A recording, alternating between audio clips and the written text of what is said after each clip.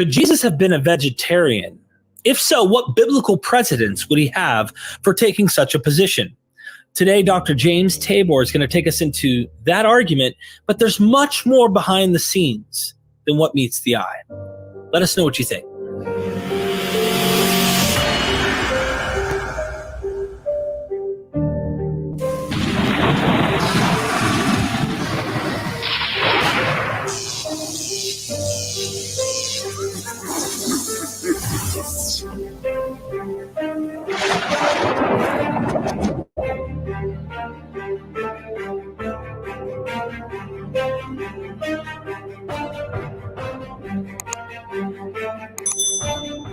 Dr. James Tabor, thank you again. Good to be with you. I'm enjoying this. Is there any indication that the followers of Jesus, and maybe even Jesus himself, were actually vegetarians? That did not eat meat. Right, they didn't eat the meat. Living creature, right. I would go back all the way. The answer is yes, but let me start back. Why not start in Genesis 1, and then we'll move forward. In Genesis 1, ideally humans are given the Genesis diet, Genesis 1:29. Every fruit of a tree, every seed, and so forth, I give you for food. So according to Genesis, and remember, this is whether you take it literally or mythologically, it's the story that Jesus is growing up with. He quotes from Genesis about marriage from the beginning. It has not been so, the two become one, and so forth. He's very familiar with this text. So that was the ideal. Then you fast forward to Genesis 9, and God gives Noah and his children permission to eat meat for the first time. And it's given as an accommodation. You can tell the way it's presented. As I gave you the green herb, I'm now giving you this. And we're not sure why that change was made. Is it editorial? Is it a redactor or whatever? But meat eating comes in. Okay. Now, when Israel's in the wilderness, though, when God gets them back to an isolated thing, these are stories in the Bible, they're back to vegetarianism. They're eating a plant that produces this thing called manna. We think it's like some sticky desert plant, different speculations about it. And they start crying for meat because, the culture is a meat-eating culture. They come from Egypt. And they go, oh, we remember Egypt and we had all this wonderful meat. Can we have meat? And the text presents it as a disappointment. In fact, Moses tells God they're complaining, they want meat. And he says, I'll give them meat, not for a day, not for a week, but a month until it comes out their noses. So this is like not real gentle. It's the idea you want meat, you're going to get meat. I'll tell you a related story about David Koresh, the Branch Davidian guy. I was involved in Waco. I hope we can talk about that someday. But I have a tape where David's giving a Bible study, and some woman calls. They're in a home, and Rachel, his wife, answers, hello, and you can hear her kind of on the tape. David, so-and-so's on the phone, and she said she got tempted and ate a can of pork and beans, or opened a can and ate some pork and beans. They followed kosher. They didn't eat pork. David says, tell her to eat the whole thing.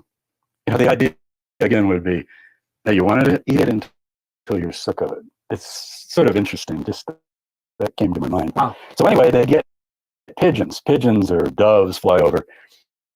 And there's so many, it just covers the desert floor. And they're so hungry for meat, they don't even let it cook, and they start vomiting and getting sick. Okay, so then you fast forward to Daniel, and he's in captivity, and he's among the Babylonians, and what's called the potbog of the king, the delicacies of the king. You could imagine the cuisine in this story of, Babylon, essentially Nebuchadnezzar's table, and he says, no, we don't eat that stuff. But kosher, he says, give us Zaharim, give us the Genesis seed diet. That's the word seeds. Give us seeds and water. And they're saying, yeah, but you're gonna get all frail and hungry. And of course, in the story, they thrive. So here again, you have Jews in exile trying to do the Genesis thing, right? So it's sort of like a thread running through. And then you go to Jeremiah, and that's really interesting. They find the book of the law according to the story. You get it in Kings as well as Jeremiah. If you look at Jeremiah chapter 7, Jeremiah taunts them about the temple. He says, you guys say the temple of the Lord, but then you do all these immoral things and you offer all these sacrifices. And he says, in the day that this is God speaking, that says the Lord, Jeremiah quoting, in the day that I led you out of Egypt, I did not command you to offer sacrifices. I only said, obey my voice and follow me, like a relationship. And then Jeremiah says, and this house of prayer, this is Jeremiah quoting God again, this house of prayer, which is called by my name, you have made it a den of thieves. Now, we're going to go to Jesus in a minute, but many of your listeners will go like, Jeremiah said that? I thought that was Jesus. Maybe Tabor's mixed up. Jesus is quoting Jeremiah. Now, if you look at the Hebrew, I brought my Hebrew Bible for effect, and I'm not going to open it, but I've got it here marked if we needed to look at it, and you could put a screenshot up maybe later. If you look at the word thieves, it's essentially a verb peratz, which means, first of all, it's in a cave, like a lair of a wild animal, and it's not thieves. Thieves could be a translation because they rip things and tear things. It's actually, you become a lair of those who shred, who rip apart, who rip the necks of animals, who cause a lot of blood. I think he's referring to the sacrifices, Jeremiah. Now, why does he say a house of prayer? Because in Isaiah 56, Isaiah had said earlier, my house will be a house of prayer for all people.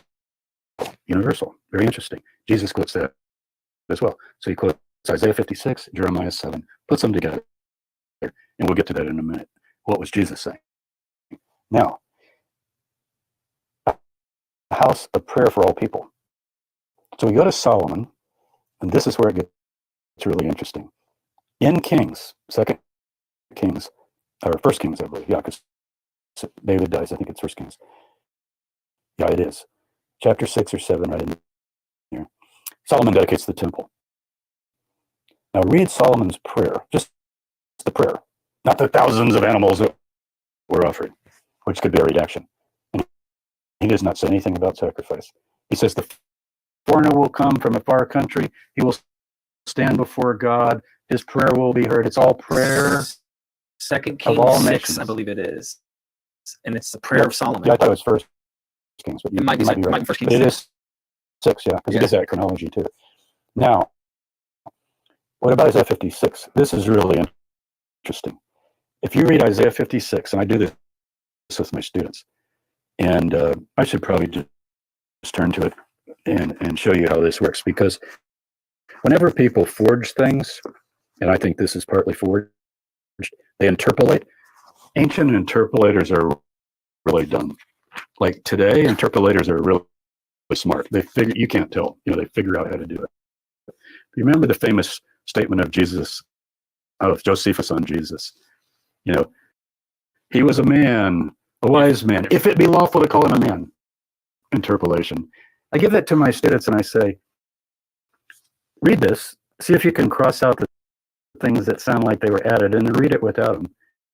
And now we have an Arabic text without the interpolations, and it reads exactly what you would do with a blue pencil if I gave you the text. And cross out the crazy stuff, like he was the son of God or anything like that, and just make it Jesus, a wise man, a teacher, and so forth. So Isaiah 56, the foreigners who join themselves to the Lord, minister to him, love him. This is like Solomon's prayer. Everyone who keeps the Sabbath holds fast to my covenant. I will bring to my holy mountain and make them joyful in my house of prayer.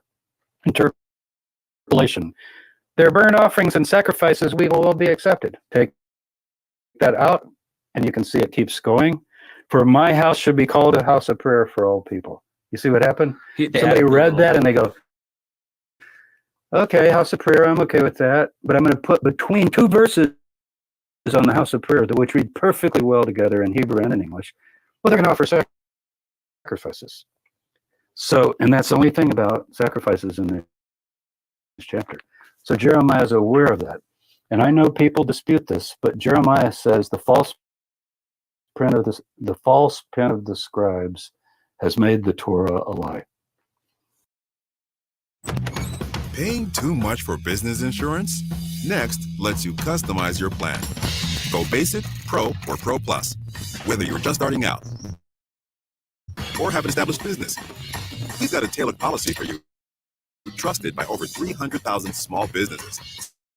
Save big on small business insurance. Get your quote now. Go to nextinsurance.com. That's one translation. Obviously, people don't like that translation because the Torah cannot be a lie. But what if Jeremiah has a copy of the Torah that is more like this Shapira scroll that I want us to talk about in the future? People can look this up. Bar Magazine, the current winter issue of 2021-22. I've got an article about the Shapira scroll that people can look up. But what if Jeremiah is right, that originally the Torah did not have the sacrifices, but was more ideal? Then you go to the Messianic chapter, Isaiah 11. This is the Davidic Messiah. Whether it's Jesus or not, doesn't matter. We'll get to Jesus. What is the final thing? The wolf is with the lamb. That could be metaphorical. But then it says, they will not hurt or destroy. Shakat is destroy. You know what that means in Hebrew? That's the slaughter that kills the animals. They will not hurt or destroy in all my holy mountain. Holy mountain is the temple. They're not going to sacrifice. It's also in Isaiah 65. And it's in Isaiah 66. To this man will I look. What are you going to bring to me? All these sacrifices. Now, the counter to that, we go Eden ideal, wilderness ideal. This is the ideology of one thread that goes through the Hebrew Bible. Daniel ideal, because he's following God. Messianic age ideal. Prayer of Solomon ideal. But then people have the rivers of blood added. So the counter to that usually is, oh, God loves sacrifices. He just didn't like that they were sincere. They're insincere and wicked when they offer them. If they would clean up their lives, he'd love that blood. But if you read the text in Amos, Hosea, Jesus' favorite scripture, Hosea 6:6, go learn what this means. Go learn? I desire mercy, not sacrifice. Now people read that like, I desire sacrifice, but you need to have mercy, love. And then I want it. That isn't what it says. It says, I desire mercy, not sacrifice. So, Amos, shall I come with my firstborn son, which is what some versions of Christianity ended up with. They're like, I'll offer my son as atonement for my sin. And he goes, no. What does the Lord require of you? To walk humbly, do justice, and love mercy. I mean, you get these ringing passages in the prophets. So, it's possible that there are these two strands. There's the priestly strand. We got P, if you go by the sources, and they're all for sacrifices. And it's a big money-making thing, believe me. Any temples are banks, basically. It's where people offer all these things and the money is flowing in.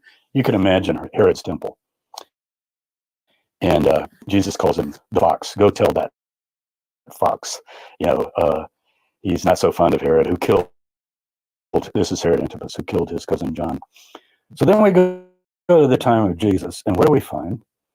We find John the Baptist doesn't eat meat or drink wine or even eat bread. One of the passages in the Q passage says he doesn't eat bread. Now, Slavonic Josephus, that's in the back of the lobes. I know it's Russian and it's later and so forth, but they talk about the diet of John that makes sense. Why wouldn't he eat bread? He won't even eat he definitely wouldn't eat the Passover lamb, but he wouldn't even eat like the bread that's baked in any Jewish home every Shabbat and every festival, because it doesn't grow of itself. He wanted to live like manna, like the manna. Now everybody says, well, wait, he ate locusts. That's like meat. I mean, it's a creature. But the Ebionite texts, the Gospel of the Hebrews that Jerome and others preserve for us, Origen quotations, there's a Greek word akris and akris. It's just one letter different. One means locust and the other means honey cake, very similar to manna. And the Ebionite Gospels, Ebionites are the Jewish followers of Jesus. They reject Paul. They don't accept the virgin birth. They say Jesus is a human being. They say born of Joseph, but either way, human being. And they're vegetarian, and they think sacrifices were never intended. So you actually have a movement coming from James and his followers that is vegetarian and is rejecting sacrifices. And so you see this sort of idealism coming through. There's also a statement in the Gospel of the Hebrews, which is, you'll hear it called Gospel of the Hebrews, Gospel of the Ebionites. It has various names, but it's sayings that are not in our New Testament. But Slavonic Josephus says that he would only eat things that grow of themselves. Josephus mentions that when he goes into the desert in his Life of Josephus, his little book, he studies with Banus, and he says we only ate roots and plants. So here's a first century witness, Josephus. It said, I became a Pharisee later, so he probably ate meat. But originally, I was following the piety of the desert, the spiritual desert. You see, Jesus goes into the desert, fasts. John the Baptist is in the desert. I think the desert is the real key. You go back to the desert. It's pure. It's clean. It's not Babylon. It's not civilization. It's not corruption. And the temple in Jerusalem is a den of shredders. So fast forward to Jesus. What does he say when he, quote, cleanses the temple? He actually stops activity for a whole day. We've talked about that in another interview we did. And he declares what Jeremiah, he actually quotes Jeremiah. This house, which is supposed to be a house of prayer for all people, has become a den of people that shred animals. And then in the Gospel of the Hebrews, there's a saying we don't have. And if it was in the Matthew, Mark, Luke, or John, boy, it would cause a stir. Unless you cease sacrificing, the wrath of God will not depart from you. So we got these texts. It's I call it the blue thread that runs through. And I think John the Baptist, James, we clearly in our sources, he does not eat meat or drink wine. So what does Jesus eat? He says the Son of Man came eating and drinking. Everybody translates that eating meat because the King James had meat. But remember, the King James uses meat for bread, right? That's the Old English. Mm-hmm. Like, have you had your meat yet? Meaning, have you eaten yet today? So it doesn't say meat. It says he came neither eating, meaning the common food that people eat, or drinking. But one of the texts, if you look, they're parallels. Whereas John came neither eating bread nor drinking wine, the Son of Man came eating and drinking, eating bread and drinking wine. So he did drink wine, and he ate bread. So he's not living as strict as John. And maybe his brother James is a modified view of that because he doesn't drink the wine. Now, Paul knows about this because in Romans 14, he's writing to the Romans, and he says, I want to talk to you about this diet thing because some of you are convinced that a person should eat only seeds, calls it vegetables in the translation, but it's basically some of you are following the Genesis diet. And you're also saying you shouldn't drink wine. James, he's met James, we know that. And others of you are eating meat and drinking wine. He said, just if a person has that view, the ascetic view, fine. God is their master, the Lord is their master. If they don't, fine. Clearly, Paul is on the meat-eating side of things. But Paul's idea is God will judge. And remember, for Paul, all this eating, drinking, even marriage, it's all passing away. So he has no interest in these questions. He just didn't want people divided up. So we probably have a group of John the Baptist kind of influence followers or James influence followers that have made it to Rome because Paul didn't establish that church. And they're vegetarian. So now we come to Jesus. And immediately everybody says, but he ate fish. Well, and he ate the Passover lamb. Are we sure? Bruce Chilton has argued that the original meaning of the Eucharist, not as Paul has it, but the original meaning, and not as Mark has it, because Mark's echoing Paul, this is my body, this is my blood, given for you, and so forth. That the original meaning was the disciples say, where should we prepare the Passover lamb? And Jesus says, I will not eat Passover. This is my body, this is my blood, meaning the bread and the wine. You see the idea? Mhm. Notice he held up the bread and said, this is the body. We don't need to slaughter a lamb. And this is my blood, meaning we don't need to shed blood and put it on a doorpost or something because we drank the wine. And I don't know if Chilton's right. I think it's an interesting theory. People can look it up. He published it in Bible Review. It's online. You can find it. Just interesting. But the question is, if Jesus said, I will no longer eat Passover with you, did he mean he never did, or he had come to that view maybe under certain influence? I'm not sure. Just an interesting thing. But the fish, as far as him eating fish, it's at the resurrection accounts of Luke and John, and it's to prove that he's not a ghost. And I've written a lot about the resurrection accounts, how they go from no appearances to one appearance with people doubting. That's Matthew. And then you go to Luke, and it gets like, oh, we're going to have lots of appearances, the men from Emmaus and so forth. And he's going to come like a ghost, and he's going to ask to eat. And then John, of course, has appearances in Jerusalem and finally in Galilee in the last chapter of the appendix, where he does eat fish. So are we sure he ate fish, or is that an attempt of Luke and John against opponents like Celsus later, this would be later, saying, well, maybe they just saw a ghost, or maybe they saw an apparition. And you go like, no, we got that covered. Notice the text. He asked for something to eat. He's a physical body. Remember, we did a show on the resurrection body. Mm-hmm. Paul said it's not a physical body. The body he saw said there's the body of dust, flesh and blood. He says flesh and blood, but he said there's also the life-giving spirit, and that we were the body of flesh, but at the resurrection we're the life-giving spirit. So I think the Luke and John accounts are later in their apologetic, and they're trying to say the corpse really got up and walked around, and then he went to heaven and got transformed. Paul does not have that view. He says James saw Jesus and Peter saw Jesus. I see no reason to think that they didn't see the same thing Paul saw, because otherwise it'd be crazy. He goes and meets Peter and James, and they go like, oh yeah, he walked around, he ate fish. He go, what? He was a decaying corpse with his wounds and all? That's not resurrect. I saw a light. I saw a heavenly being that was so glorious I can't even describe it. It's things unutterable, he calls it. The glory that I saw. So anyway, that's another subject. But I think you can make the case that, and the Ebionites, for sure, the Jewish fathers of Jesus, they speak against sacrifice all the time. And they say that's why God destroyed the temple, because God never wanted sacrifice. So back to Jeremiah.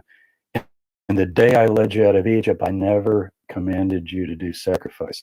But they want to do sacrifice. Why? It's like going to the Greek festival. It's like any kind of jamboree party. It's like Greco-Roman Apollo, on Apollo's birthday, you're going to have barbecues and people dancing and drinking. And this is irresistible to a culture.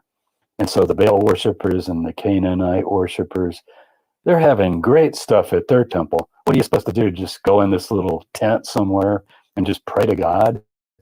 It's not very appealing. You need to have like a huge banquet or something like that.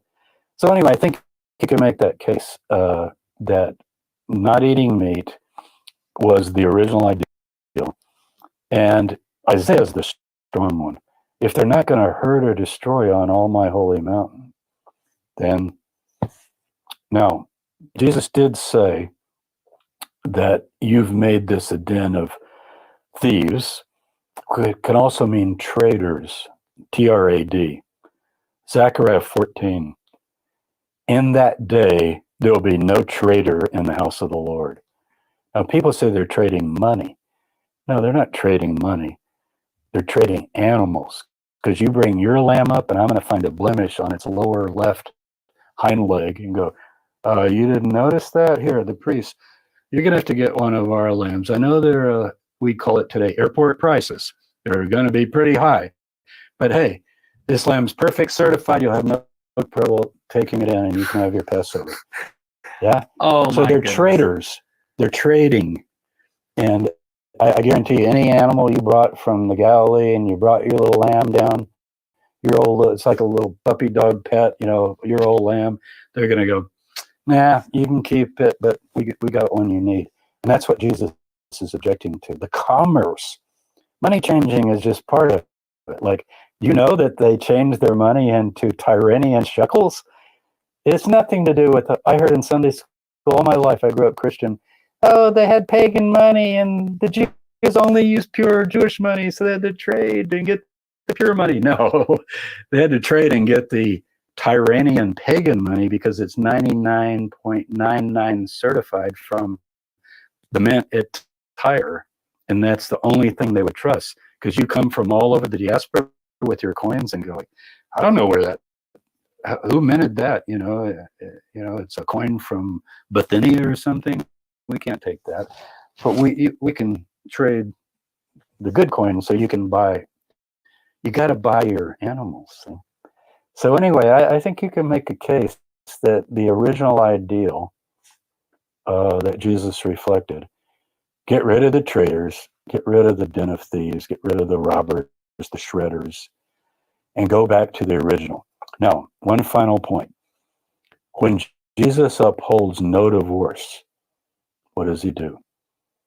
The Pharisees couldn't believe it, because Deuteronomy says that divorce is allowed. And they say to Jesus, when he says, if you put away your wife or a wife puts away her husband, that's adultery.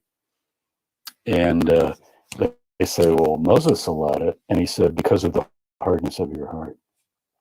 From the beginning, it has not been so. And then he quotes Genesis. I think he was doing the same thing with the diet. Yes, you are allowed to do it. You're allowed to eat meat because of Noah and the violence that filled the earth, and people are going to do it anyway.